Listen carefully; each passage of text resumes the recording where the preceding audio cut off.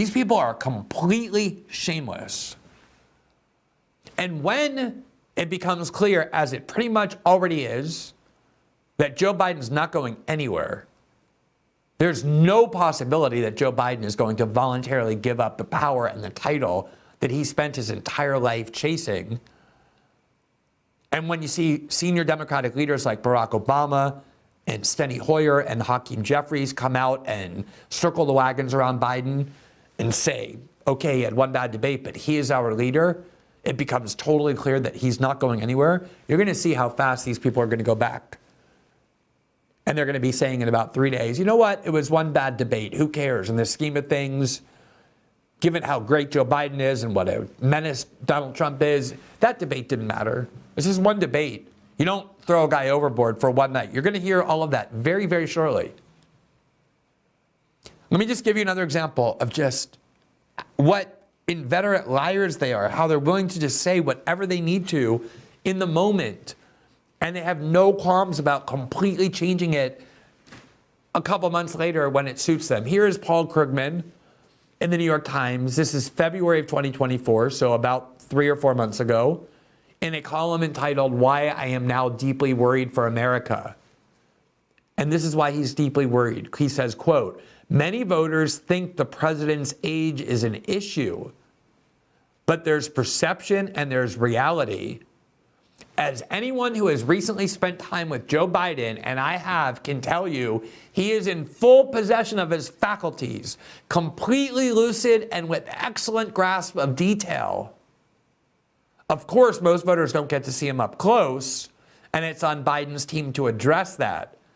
And yes, he speaks slowly and quietly and a bit slowly, although this is in part because of his lifetime struggle with a stutter that nobody ever noticed until about 4 years ago when his brain started melting. He even went so far as to blame the stutter that nobody ever saw when Joe Biden was in public life the last 50 years.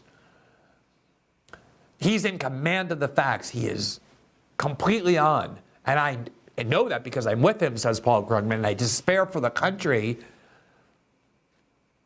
that people doubt that because a bunch of right-wing liars have convinced them of lies. Here's the very same Paul Krugman today after watching that debate. The headline is, "The best president of my adult life needs to withdraw." The guy with the great engagement with detail and the perfect lucidity and the attention to now he needs to withdraw. Quote, "Joe Biden has done an excellent job as president. In fact, I consider him the best president of my adult life. Based on his policy record, he should be an overwhelming favorite for re-election, but he isn't.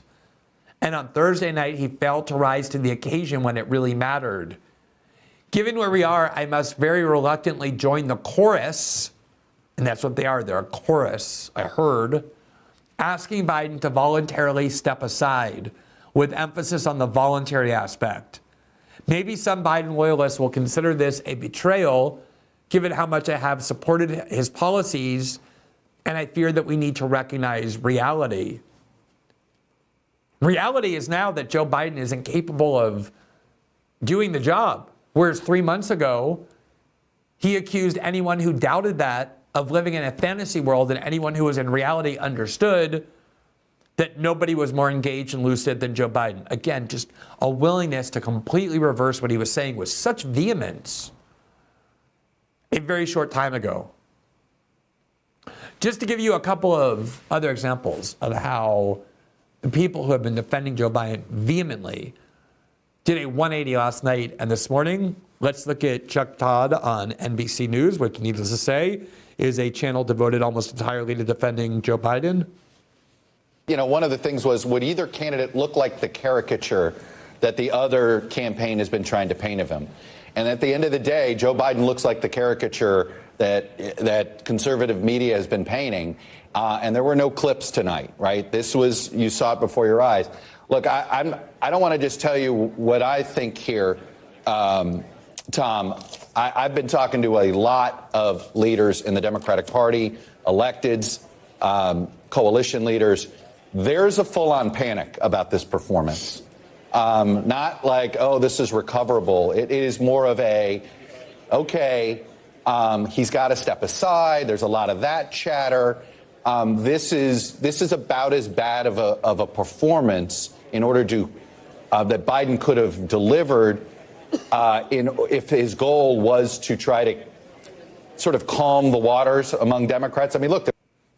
All right, and here was CNN, in fact, hosted by that same person, Casey Hunt, who had cut off the Trump campaign spokesperson earlier this week, a segment that we covered, when she had this meltdown because the Trump campaign was daring to question her colleagues. Here she's interviewing Alex Thompson of Axios, and just listen to the extent of what he's saying. And again, they're all saying the same thing because they're all hearing from the same people. And they're all just repeating the same words in unison. Listen to this. Late night. Alex Thompson, I know you are incredibly wired in with the Biden team. We saw those surrogates. It took them a minute to get out there onto the floor last night, but when they did, they came out trying to project this message of strength. Is it going to work? Well, listen, I've covered the Biden White House now for 3.5 years, and as someone that's reported on his age quite a few times, I can tell you that the White House's response every single time it has come up for 3.5 years has been to deflect, to gaslight, to not tell the truth, not just to reporters, not just to other Democrats, but even at times to themselves about the president's limitations at his age. There's a reason why he has not done as many interviews or press conferences as any president in decades. There's a reason he does not do events almost ever before 10 a.m. and is rarely on camera after 6 p.m. And the reason is because he has limitations. He is 81 years old. But the problem was they were not forthright with other Democrats. They weren't at times forthright with themselves. And that is why Democrats are in full freakout mode, because what they saw is finally what they have been obscuring. Alex. Okay. He's a journalist who, I have to say, on this issue and others, has been more honest. He's been noting this and complaining about this for a while. But think about what he's saying. It wasn't just the White House that concealed this and hid this and gaslit and lied about it.